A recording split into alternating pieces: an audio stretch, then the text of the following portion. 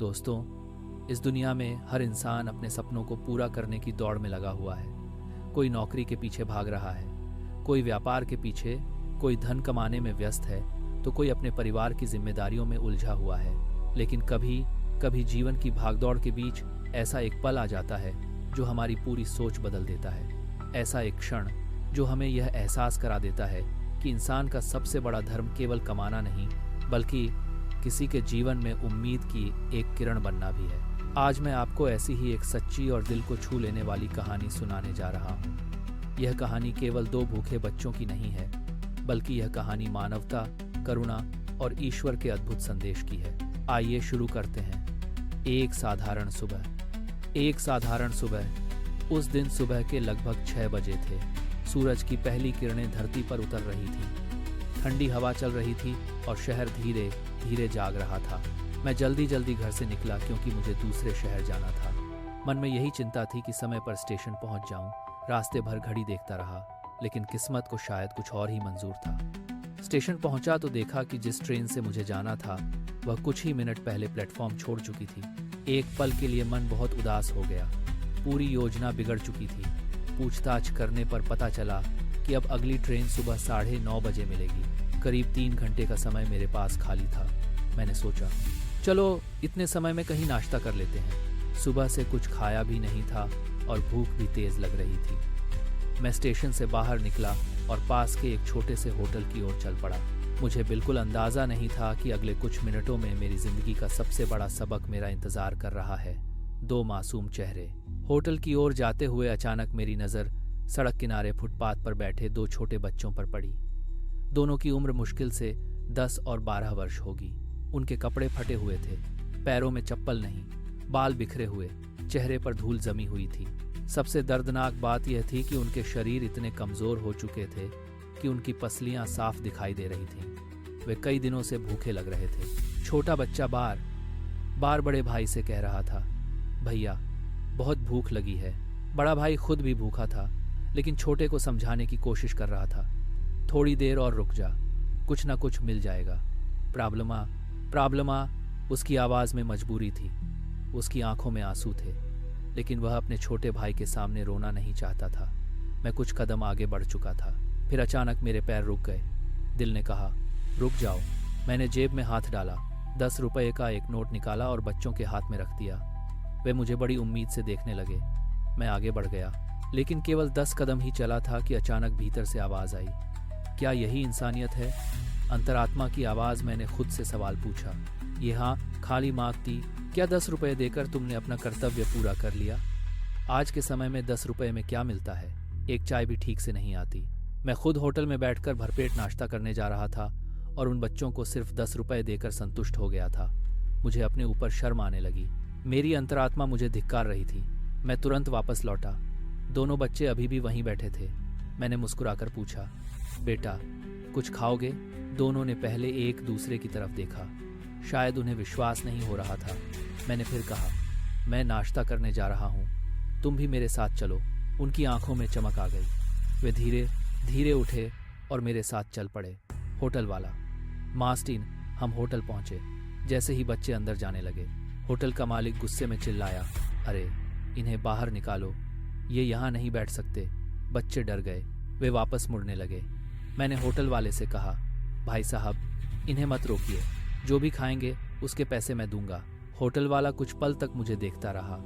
शायद उसे अपनी गलती का एहसास हो चुका था। उसकी आवाज़ बदल गई, अच्छा बैठ जाइए। भूख का असली अर्थ। मैं बच्चों को लेकर बैठ गया। मैंने पूछा, क्या खाओगे? वे पहले चुप रहे।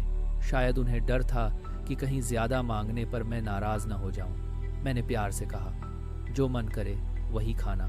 छोटे बच्चे ने धीरे से कहा, भैया मिठाई मिठाई। बड़े ने तुरंत उसे रोक दिया, लेकिन मैंने मुस्कुराकर कहा, हाँ मिठाई भी आएगी। फिर उन्होंने लस्सी मांगी। गर्मागर्म नाश्ता आया, मिठाई आई, लस्सी आई। जब दोनों बच्चों ने खाना शुरू किया, नश टला तो ऐसा लग रहा था जैसे उन्हें कई दिनों बाद भोजन मिला हो। वे जल्दी जल्दी नहीं खा रहे थे, बल्कि हर निवाले का स्वाद महसूस कर रहे थे। उनके चेहरे पर जो खुशी थी 2 करोड़ों रुपए से भी नहीं खरीदी जा सकती। उस क्षण मुझे पहली बार समझ आया किसी भूखे को भोजन खिलाना कैसा सुख देता है। होटल का बदलता माहौल। होटल में बैठे सभी लोग बच्चों को देख रहे थे। कुछ देर पहले जो लोग उन्हें घृणा की नज़र से देख रहे थे, अब वही लोग मुस्कुरा रहे थे। होटल मालिक खुद बार बार पूछ रहा था, और कुछ चाहिए?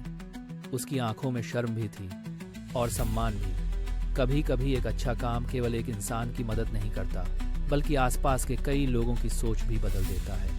विदाई जब बच्चों का पेट भर गया, मैंने उन्हें प्यार से कहा, बेटा, अब ये जो पैसे मैंने पहले दिए थे, उसमें से 1 रुपये का शैम्पू खरीद लेना, पास वाले हैंडपंप पर जाकर नहा लेना, और दोपहर तथा रात का खाना मंदिर के लंगर में खा लेना। दोनों बच्चों ने हाथ जोड़कर कहा, धन्यवाद अंकल। उनकी आंखों में कृतज्ञता के आंसू थे। मैंने उनके सिर पर हाथ फेरा और स्टेशन की ओर चल पड़ा। रास्ते भर बेचैनी। मेरे कदम स्टेशन की ओर बढ़ रहे थे, लेकिन मन उन्हीं बच्चों के पास रह गया था। मैं सोच रहा था, न जाने उनका भविष्य क्या होगा। क्या वे पढ़ पाएंगे? क्या उनका जीवन कभी बदलेगा, या फिर वे पूरी जिंदगी इसी तरह भूख से लड़ते रहेंगे? ये सवाल मुझे अंदर तक तोड़ रहे थे। मंदिर के सामने स्टेशन जाते हुए रास्ते में एक मंदिर आया। मैं कुछ पल के लिए रुक गया, मंदिर की ओर देखा, बलि, और मन ही मन भगवान से शिकायत की, बलि, हे प्रभु, बलि, आप कहाँ हो? इन मासूम बच्चों का क्या कसूर है? इतनी भूख, इतनी गरीबी, इतना दुख, आप कैसे चुप रह सकते हैं? मेरी आंखें नम थीं। ईश्वर का उत्तर अचानक मेरे भीतर, जैसे किसी ने बहुत शांत स्वर में कहा, पुत्र, नंबर। अभी तक उन बच्चों को नाश्ता कौन करा रहा था?